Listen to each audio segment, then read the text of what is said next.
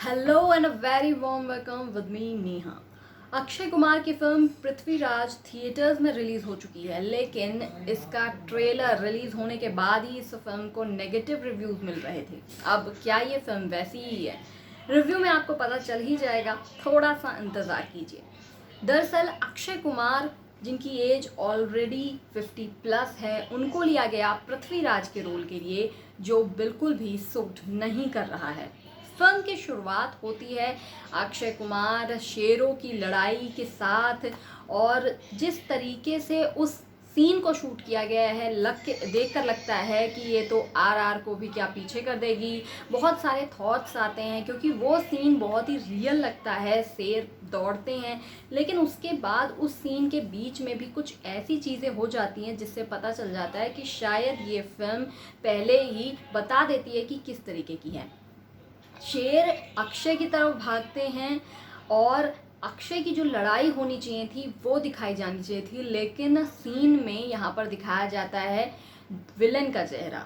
तो सीधी बात यहीं से पता चल जाती है कि पूरे सीन को ही ढंग से शूट नहीं किया गया है, यानी कि फिल्म की कोरियोग्राफी बहुत ही गंदी है। नो डाउट फिल्म की सिनेमेटोग्राफी बहुत अच्छी है, सीजीआई काफ़ी सही है, बीजीएम अच्छा है, भव्य तरीके से उस एरा के को का लुक दिया गया है, दिखाया गया है, मुंबई में शूट किया गया है। लेकिन यहाँ पे जिस तरीके की चीज़ें बीच बीच में छोटी छोटी बातें जो कमी नज़र आती है, वही फिल्म को कमज़ोर कर देती है। अक्षय कुमार का जो एक रोल है वो यहाँ पर सम्राट का है, पृथ्वीराज का है, तो यानी कि उनकी लड़ाई दिखाई जानी चाहिए थी, लेकिन फिल्म में उनके बहुत ज़्यादा लड़ाई के सीन्स ही नहीं डाले गए हैं। यहाँ तक कि अक्षय के सामने आप ऐसे बड़े खूंखार विलन को खड़ा कर रहे हो, मोहम्मद गौरी को खड़ा कर रहे हो, लेकिन आपने एक ऐसे एक्टर को चुना जो विलन का रोल भी ठीक से प्ले नहीं कर पा रहा है। आपको याद होगा आर फिल्म में शेर वाला जब वो सीन आता है तो कैसे जूनियर एनटीआर दौड़ के तेज से भाग के जाते हैं, क्योंकि ये ऐसा इसलिए भी हो पाता है क्योंकि जो राजा मौली हैं वो अपनी फिल्मों को वक्त देते हैं, कई साल देते हैं, उसके बाद उनके आर्टिस्ट इतना अच्छा परफॉर्म कर पाते हैं। एनटीआर ने 9 मंथ्स की रनिंग ट्रेनिंग ली थी इंटेंसिटी के साथ, इसलिए वो उस सीन को कर पाए थे। यहाँ पर अक्षय चाहते हैं कि 4 महीने में ही एक मूवी बनकर तैयार हो जाए, वो भी पृथ्वीराज चौहान जैसे सम्राट की मूवी, तो ये पॉसिबल नहीं है। आप मुकुट पहन सकते हो, उसके कॉस्ट्यूम्स बदल सकते हो, पर आप वो बॉडी लैंग्वेज नहीं ला पाए। मुझे नकली ज़रूर लगा ली, लेकिन कहीं से भी वो फील नहीं आ रहा था। लग रहा था कि काश इसमें रणवीर सिंह को लिया जाना चाहिए था। दिखाया गया है जो कहानी फिल्म में दिखाई गई है वो नॉर्मल सभी ने हिस्ट्री में पढ़ा है कि इस तरीके से मोहम्मद गौरी जो है वो दिल्ली पर कब्ज़ा करना चाहता था, सारी उसको अपने हाथ में करना चाहता था, उसे लालच था, और इसी दौरान उसकी मुलाकात सम्राट से भी होती है।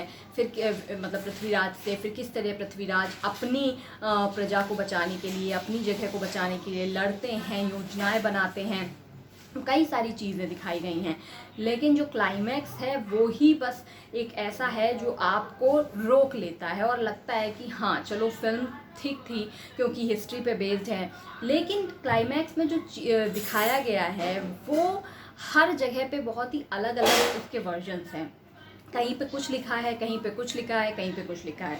अब हमने जो अपने स्कूल टाइम में पढ़ा, आपने जो पढ़ा, आप क्या उससे सहमत हैं? अगर आपने क्लाइमैक्स देखा है, जब भी आप फिल्म देखें तो मुझे बताएं कि क्लाइमैक्स जो दिखाया गया है इस फिल्म में, क्या वाकई में वो रियल लग रहा है आपको? अब अक्षय और मानुषी की प्रेम कहानी की बात करें तो इसे काफ़ी स्पेस दिया गया है, जबकि हम एक हिस्ट्री की मूवी देख रहे हैं, डेफिनेटली दिया भी जाना चाहिए, जैसे बाजीराव मस्तानी में भी हुआ था। लेकिन यहाँ पर उनकी लव स्टोरी को इतना ज़्यादा प्लेस दे दिया गया है, स्पेस दे दिया गया है कि विलन की जो कहानी है वो ये भूल जाते हैं, ना ही विलन की खूंखार जो एक विलन होता है उसका वो फेस ही नहीं दिखा पाए हैं। सीधा ले आए, लड़ रहा है। इवन अक्षय की हिस्ट्री, अक्षय यानी कि पृथ्वीराज की बचपन की कहानी भी नहीं दिखाते कि कैसे वो बड़े हुए, क्या क्या चीज़ें देखी, क्या क्या, उन कुछ नहीं दिखाते। उनकी लाइफ में मानुषी की कैसे एंट्री होती है वो भी मिसिंग है फिल्म में। तो बहुत सारी चीज़ें हैं जो फिल्म के अंदर मिसिंग नज़र आती हैं।